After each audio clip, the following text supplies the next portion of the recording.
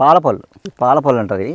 మనకి కరెక్ట్గా మనకి మార్చి ఏప్రిల్ మే నెలలో పాలపళ్ళు ఉంటాయి ఫుల్గా. ఇప్పుడేమో ఒకలి చిన్న చిన్న లేత కాయలు వచ్చేసాయి.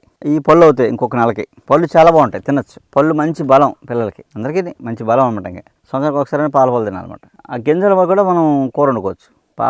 పళ్ళు గింజలు కూర వండుకోవచ్చు, బాగుంటుంది. ఏవో ఆ డ్రాగన్ ఫ్రూట్లని ఆ ఫ్రూట్లని పెడితే మన కాని ఫ్రూట్లే అని మనకి ఎందుకు పని చేయవి. ఇలా పాలపళ్ళు బోర్డు దొరుకుతాయి. ఇంకోటి పాలపళ్ళు తింటే ఎప్పటికీ యవ్వనం తగ్గదనమాట. యవ్వనంగా ఉంటాడు పాలపళ్ళు తింటే. ఇప్పుడు ఈ అమెజాన్లో చెక్ చేస్తారు, కొట్టేసి పాలపళ్ళు అమెజాన్లో ఆర్డర్ ఏమిస్తాడు, పాలపళ్ళు బోడిపళ్ళు ఎత్తాడు.